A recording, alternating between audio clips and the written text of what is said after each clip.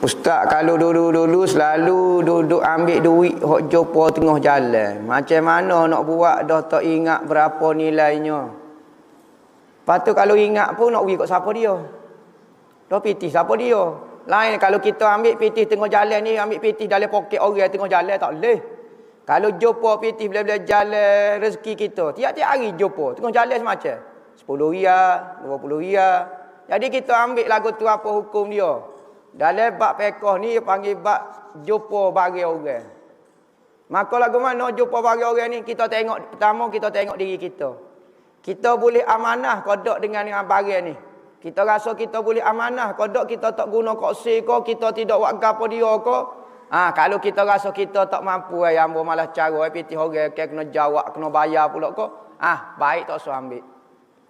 Biarlah orang lain hok amanah lagi ambil. Tapi kalau kita rasa tak apa, hamba boleh bayar semula. Kalau dia mari minta, kau gapo dia, maka sunat kita ambil. Pada dok bazir pitih lagu tu, pada dok rosak tengah jalan gapo tu, ambil pitih tu. Tanya. Kalau tanya orang lah. Iklan dulu.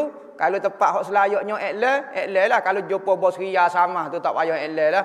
Ambil guna dengan niat kalau tuai dia mari minta ko, maka hamba akan bayar semula. Nah, maka kalau kita ambil lagu ni tak ingat, maka kita ngapalah berapa-berapa. Berkali 10 riyal, 3 kali 5 riyal, capo-capolah, misalnya 100 lah. Ambil pitih tu 100, sedekah ke masjid. Sedekah ke masjid. Kata hamba guna pitih orang, hamba guna dulu pitih orang. Ataupun tak saya guna masjid tak apa. Kalau tuai dia mari ambil, hamba nak bayar. Niat lagu tu. Boleh juga, tak ada masalah. Hak penting jangan curi pitih orang. Jumpa ni rezeki. Tetapi tengok diri kita. Ustaz kita nak taubat tapi tak tahu nak start mana. Welung. Yoga ni bukan mutu ni, ada tempat start dia. Bukan kata enjin kau apa dia. Ya taubat ini, kita rasa bersalah itu sudah bertaubat. Salah ke apa dia? Salah dengan kecuaian kita.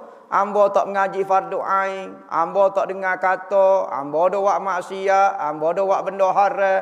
Maka kita bertobat, tak tahu nak start mana jodoh dah tu. Kita ingat semua kesalahan kita, kecuaian kita dengan Tuhan. Tuhan suruh mengaji, kita tak mengaji. Tuhan suruh belajar fardu ain, kita tak belajar fardu ain. Maka mari dalam hati kita perasaan menyesal. Jodoh dah tu taubat dah start dah tu. Tak tahu nak start mana, start maksiat tubuh kau, maksiat mata dulu. Tak apa, hak penting kita rasa menyesal. Kita banyak salah dengan Tuhan. Ingat perbuatan-perbuatan salah kita. Ingat kesilapan kita. Ingat hak mana-mana pun jadi dah. Ataupun taubat secara umum. Ya Allah, ya Tuhan ku, hamba ni banyak lala denganmu. Ngaji fardu ain. Umum. Hamba tak mengaji belaka tauhid, fiqh, tasawuf. Hamba tak mengaji belaka. Ya Allah, ya Tuhan ku. Sudah nak jawab lagu manalah. Ibadat hamba selama kenisah kodok ya Allah ya Tuhanku. Hamba minta maaf sungguh-sungguh ya Allah. Sekarang zaman lockdown ni hamba nak belajar dah fardu ain. Jalah dah tu. Tak payah start nombor kau tertib atas bawah, tak ada kau ni. Apa hukum beli insurans? Insurans ni apa hukum dia? Insurans ni ada dua, ada hak Islami insurans tu, ada dia panggil apa dia hak bukit Islami tu. Maka apa hukum dia? Kalau hak Islami tu sah, maka dia boleh beli insurans. Tetapi kalau hak bukit cara Islami tu hukum dia haram. Kerana apa? Kerana insurans ni kita bayar kepada satu seseorang. Jika berlaku gapo-gapo kita buat perjanjian dengan dia. Dalam masa 10 tahun, jika berlaku aksiden kau atas diri hamba kau gapo dia, maka syarikat tu akan bayar kepada kita 10,000 ke 20,000. Kita pun lah bayar 50 riyal boleh ke. Janji lagu tu. Tiba-tiba dalam masa 10 tahun tidak berlaku gapo-gapo. Kita janji dalam masa 10 tahun jika berlaku gapo-gapo, maka dia akan bui. Tiba-tiba tak berlaku gapo-gapo, maka syarikat insurans tu wajib menyerahkan kembali duit yang kita carungkan. Hak kita bui tu wajib kena serah semula. Hak tu cara Islami. Manakala cara bukit Islami, kalau 10 tahun tak berlaku gapo-gapo, pitih itu hangus, tak boleh kembali kepada kita. Maka kalau 50 riyal sebulan, kalilah 10 tahun berapa? 50 riyal. 50 berapa? 900 deh. 900 tahun. 900 kali 10 9,000. 9,000 piti kata lenyap. Maka muamalah jenis lagu ni haram hukum dia ambil piti orang bukan dengan cara betul. Tu insurans hak tak betul lah. Kalau insurans cara Islam takaful ko gapo dia ko, maka boleh. Sebab dia akan bayar semula. Katanya popok dia lah, prosedur dia lagu tu. Tapi kalau tak bayar juga serupa dengan hak insurans hak cara bukan Islam, berdosa juga.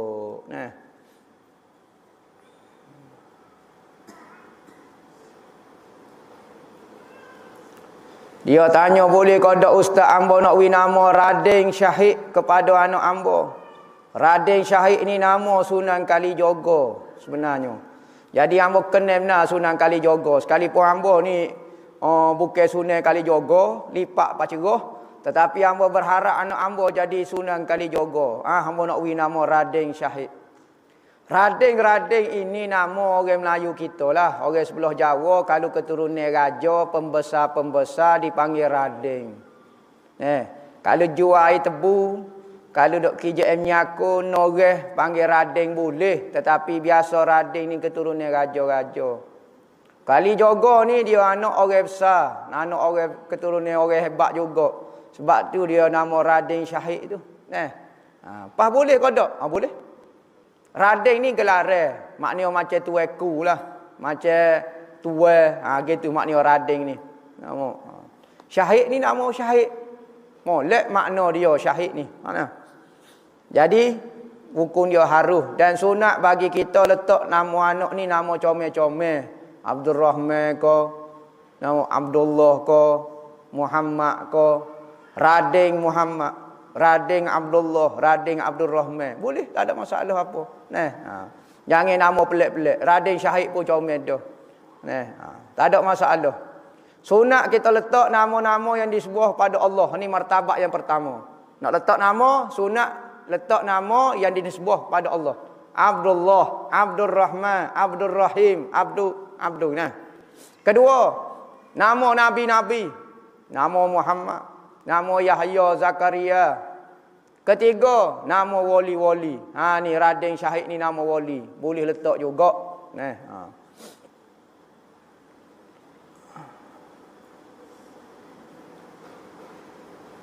Apa yang kita jawab azan masa bila melauke as-salatu khairum minan naum. Maka jawab apa? Sadaqta wa barirta. Sadaqta wa barirta. Ataupun wa bararta. Sadaqta wa bararta ataupun sadaqta wa barirta. Ya kaedah dia dalam ilmu sarah, kalau ra itu ni bersabdu barung tu, maka apabila kita buat sabdu dia boleh baca rir ataupun baca rar. Tu kaedah dia. Ra boleh baca bagi atas boleh baca bagi bawah boleh kerana dia bersabdu kalimah hasar dia. Barirta boleh baca, bararta boleh baca. Sadaqta wa bararta.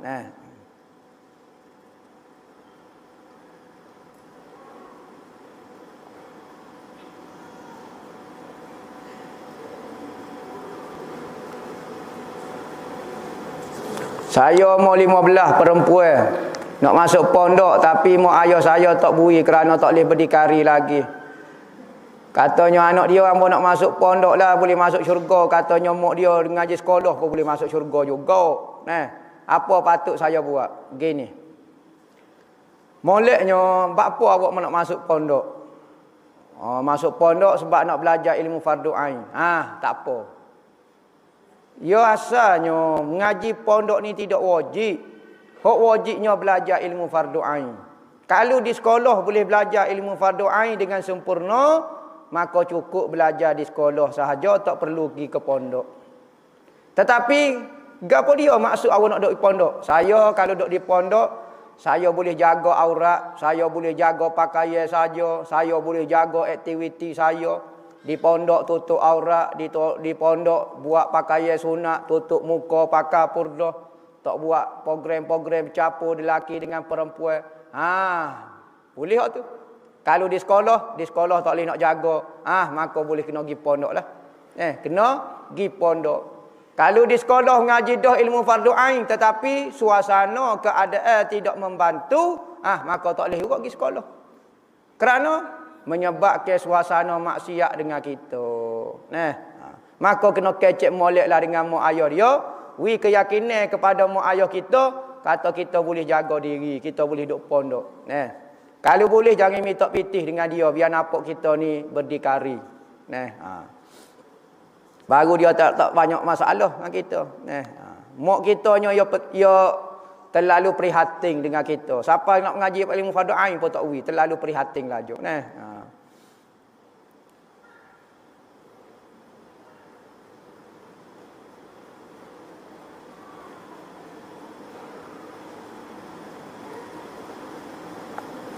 Orang perempuan tengok 5 hari ada darah.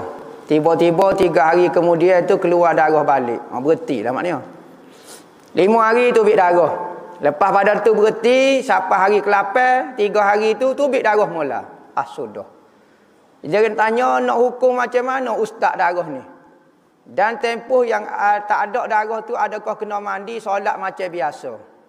Apabila berlaku lagu ni 5 hari mari darah, lepas pada tu berhenti 3 hari, hari ke-8, hari ke-9 mari darah. Maka hari ke-8 ke-9 tu masih lagi darah haid. Maka kalau dia puasa pada masa tu terbatal puasa dia. Kalau dia semaya pun batal. Lepas tu waktu kosong 3 hari tu, di antara hari ke-5 dengan hari ke-8 tu apa hukum dia? Pendapat muktamad tu semua haid belaka, batal puasa, batal semaya. Tu pendapat muktamad. Jadi kena qada puasa semaya tak payah qada. Haid belaka tu dia. Kok celah-celah di antara haid itu haid hukum dia. Celah-celah haid itu adalah haid hukum dia.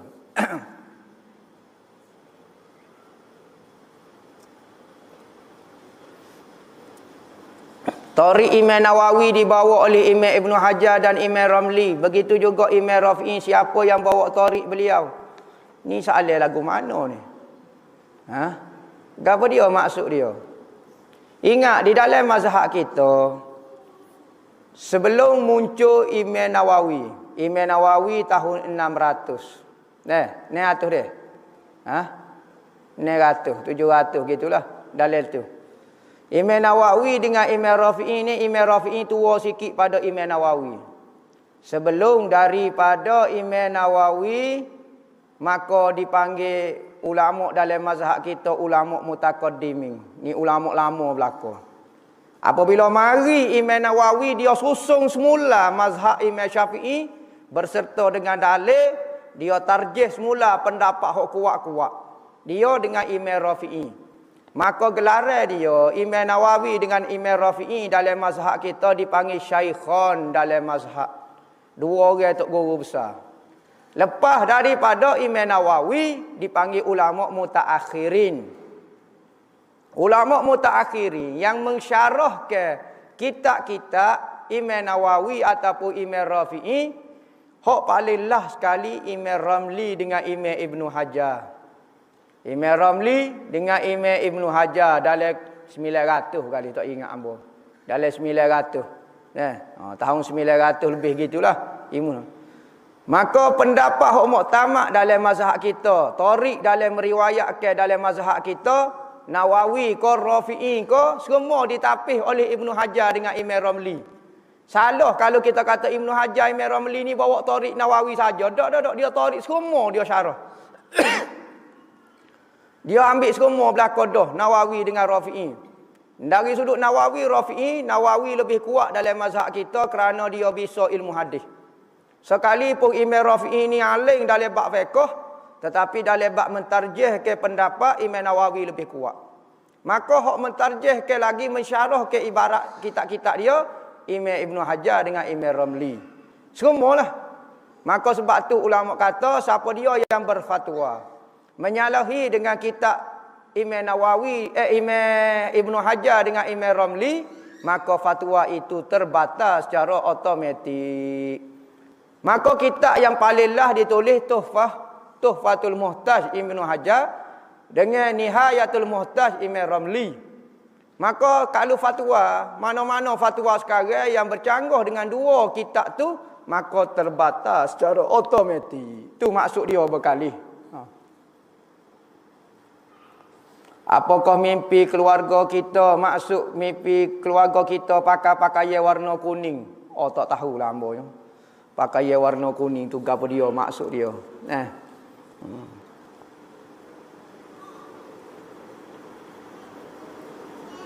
Apa maksud mimpi lagi? Sudahlah. Hamba tak reti bab tafsir mimpi ni. Mimpi orang ramai pakai baju putih, serba putih duk panggil hamba. Sudahlah. Tak ada gapo dia, jangan fikir. Ingat, setiap mimpi yang kita tidak tahu, kita jangan takwil. Jangan kita fikir benda hak negatif. Takwil benda molek.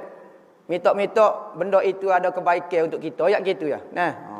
Kerana kadang-kadang mimpi ini maksud dia jahat, tetapi bagi pentakwil kadang-kadang dia tak beritahu maksud dia. Saya tak tahu. Kerana kalau dia beritahu, akan beri alamat tak molek kepada orang yang bermimpi. Sebab itulah Nabi kata, jika kamu bermimpi, jangan beritahu kepada orang-orang.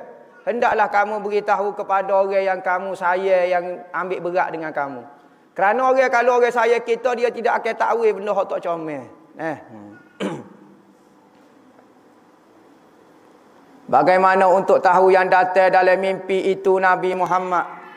Pertama, dia akan mari dengan rupa dia dan dia sebut, saya ini nabimu. Boleh. Saya ni Muhammad bin Abdullah. Saya ni gini-gini. Hak tu jelas lah. Kedua, dia tak mengaku lagu tu. Dia mari tiba-tiba kita dengar suara ataupun kita melihat seseorang beritahu, itu nabimu. Tu Nabi Muhammad. Ataupun dengar suara. Jalan dah tu. Ketiganya, timbul dalam hati kita perasaan yang sangat kuat dia tu Nabi kita. Apabila mari, Nabi yang merasa. Mari satu perasaan yang sangat kuat menyatakan dia tu Nabi Muhammad. Tu tiga cara kita nak tahu hak kita mimpi tu Nabi Muhammad. Nabi Muhammad ni mari dalam tiga bentuk katanya ulama. Ni bagi orang yang bermimpi dan berpengalaman lah. Bagi orang yang tak mimpi, dia mari tanya Quran hadis lah. Orang yang tak biasa mimpi. Orang yang mimpi Nabi Muhammad dah, tak payah Quran hadis dah, moga dia jumpa dah. Tak sebut di dalam hadis pun kata boleh mimpi temu Nabi. Dah hamba mimpi nak kata lagu mana. Maka pengalaman ulama yang bermimpi, dia kata Nabi Muhammad ni akan mari dengan tiga martabat. Pertama, Nabi Muhammad mari dengan rupa dia sebagaimana yang dilihat oleh sahabat-sahabat Nabi.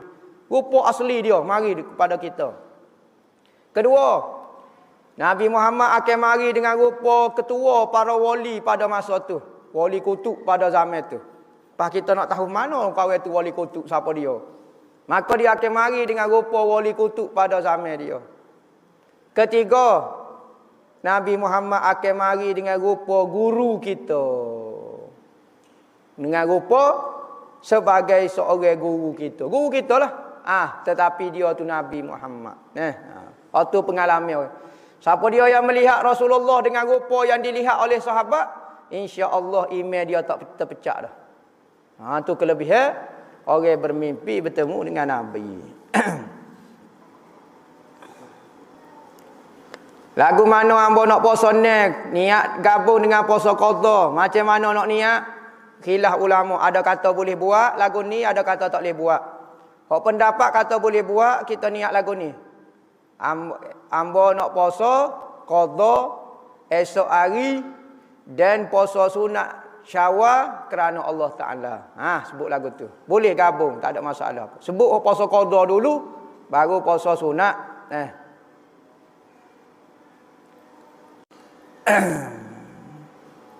Apa hukum seorang isteri guna kes sihir pemisah untuk pisah ke suami dengan wanita lain? Hukum dia berdosa dan haram perbuatan lagu ni. Isteri itu kena bertaubat kerana menghancurkan rumah tangga orang. Rumah tangga suami saya, tak boleh juga. Berdosa hukum dia.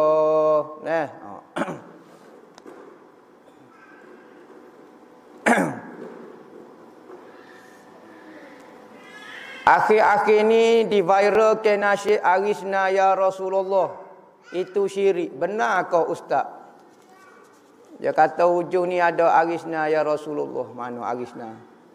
Oh, arisna ya Rasulullah. Adakah syirik ke tak? Pokok kita duk nyanyi kan? Mana bunyi dia? Inni malhuf arisni bihaqqillah. Jadi apa hukum syirik kalau tak minta tolong dengan Rasulullah? Hukum dia tidak syirik. Sama ada ketika Rasulullah hidup tu jelas minta tolong dengan Rasulullah tidak berlaku syirik. Siapa dia kata minta tolong dengan Rasulullah ketika Rasulullah hidup, maka hukum dia jadi kafir. Banyak mana sahabat minta tolong dengan Rasulullah. Sahabat-sahabat kita mu Rasulullah, hamba sakit, hamba gatal, hamba goni, hamba demam, hamba macam-macam penyakit dia minta tolong dengan Rasulullah ketika hidup. Okey, ketika dia mati berlaku khilaf. Ahlus sunnah wal jamaah kata boleh minta tolong juga sebagaimana dia ketika mati. Dipanggil bertawassul dengan Rasulullah. Lepas tu Rasulullah tak lewat gapo Rasulullah mati. Rasulullah tak boleh buat gapo ketika hidup pun tak boleh buat gapo dia sebab dia makhluk. Hak boleh buat apa tu Allah Taala. Maka arisna ya Rasulullah tolonglah kami ya Rasulullah kerana kita tahu Rasulullah boleh tolong kita. Sebagaimana kita beriman percaya yang Nabi Muhammad boleh tolong kita pada hari kiamat, bukan di dunia, bukan selepas pada mati, di hari kiamat pun Rasulullah boleh tolong kita. Nak minta syafaat daripada Rasulullah. Sebagaimana kita minta syafaat dengan Rasulullah ketika doa selepas daripada azan, minta tolong dengan Rasulullah, maka tidak salah kita minta tolong dengan Rasulullah. Kerana ada satu hadis pada hari kiamat manusia pergi minta tolong dengan Rasulullah, minta syafaat pertolongan. Apa tak minta dengan Allah? Hari kiamat pun tak berlaku syirik lagi ke? Munasabahlah, berarti minta tolong dengan Rasulullah ni boleh. Jangan kita rasa dengan ibadat kita, kita tu selamat, kita tu bebas, kita tu hebat dengan ibadat kita. Kadang-kadang ibadat kita tidak dilihat pun oleh Allah Ta'ala. Maka minta tolong dengan orang-orang yang boleh Allah Ta'ala beri tolong kepada kita. Nabi Muhammad kata, Ana qasim Allahu mu'ti wa anal qasim. Tuhan je beri tapi hamba je bagi. Hak je beri tu Allah tetapi je bagi tu hamba kata.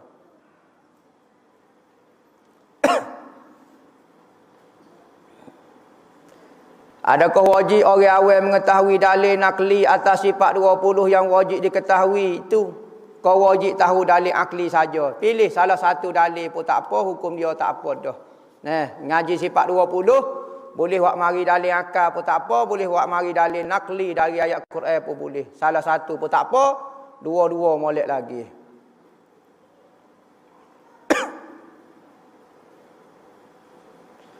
Isap rokok batal puasa. Adakah batal solat jika ada orang isap rokok dekat kita? Asap tu terhidu masa solat. Sudah. Okey, kita tengah puasa tiba-tiba lalu orang isap rokok. Batal tak? Bau asap dia batal tak? Tak batal. Maka ketika sembahyang bau asap rokok juga tak batal. Kerana kaedah benda yang membatalkan puasa itu membatalkan sembahyang. Maka tak puasa pun tak batal. Maka semaya pun tak batal. Lainlah kita minta sebatal perut isyak sekaligus, tu batal lah jawapan dia.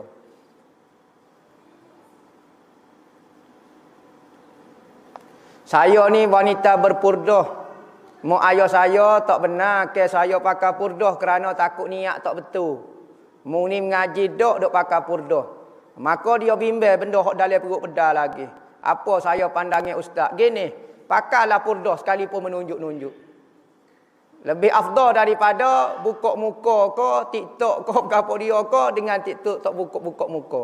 Ada yang kata, pakai purdah tu main TikTok juga. Lepas tu, hak mana lebih molek kita nampak? Pakai purdah main TikTok dengan buka muka, buka aurat, pakai baju ketat. Main TikTok. Ada orang nampak kalau main TikTok, punuh lalu hak pakai purdah. Tak usah pakai purdah. Biarlah dia pakai purdah, benda molek dah. Baiki niat tu selu-selu lah. Nanti nak tunggu ikhlas buat, tak semayang bel, tak buat ibadat, banyak benda lah kita tak buatnya. Kalau nak tunggu ikhlas dulu. Katanya ulama, jangan tunggu betul niat dulu baru nak buat ibadat. Tetapi buat ibadat lah sehingga betul niat kamu. Apabila nak betul tu.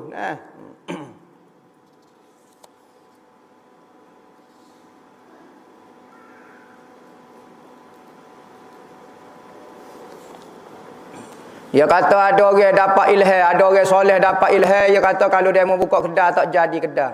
Maka saya pun nak buka juga kedai, di samping berdoa dan berusaha. Apa hukum dia? Boleh.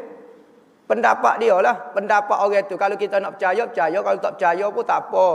Dia bukan percaya kepada Nabi Muhammad. Ilham ke kasyah ke apa dia? Hak tu masing-masing bukan masuk dalam kategori hukum iman. Maknanya kita nak percaya, percaya. Saya percaya nak terus buka kedai, tak ada masalah apa.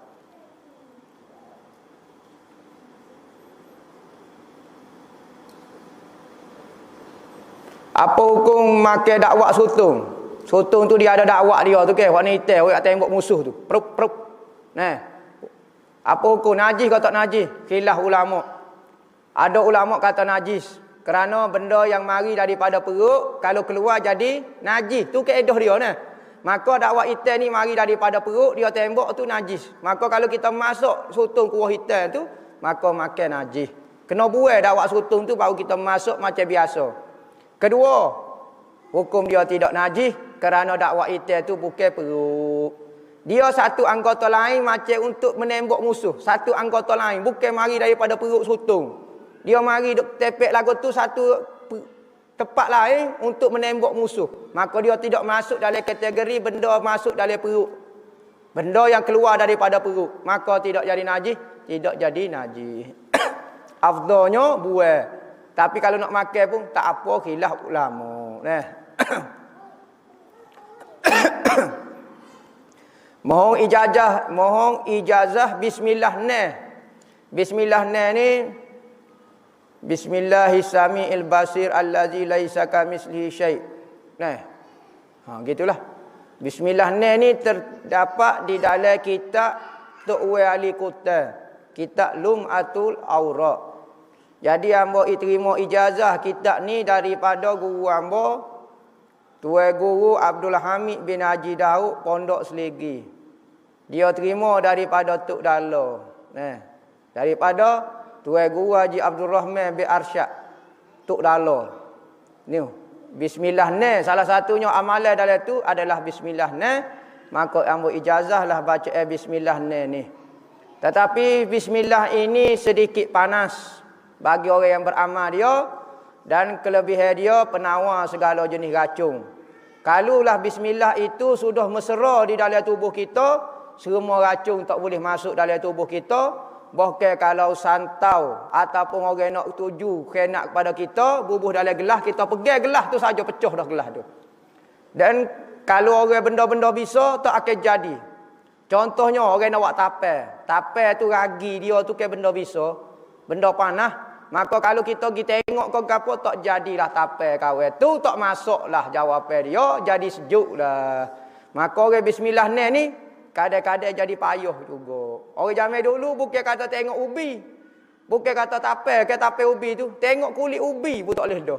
Habis tak jadi habis tapel orang. Benda bisa habis jadi tawar. Kalau panah baca selawat tibbil qulub, Allahumma salli ala sayyidina Muhammad tibbil qulub tu 10 kali. Sebagai penawar dia, baca di air dan minum.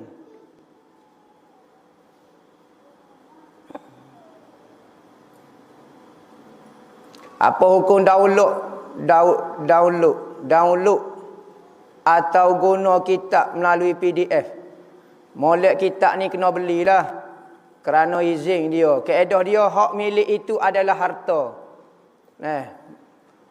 Majlis ke apa dah?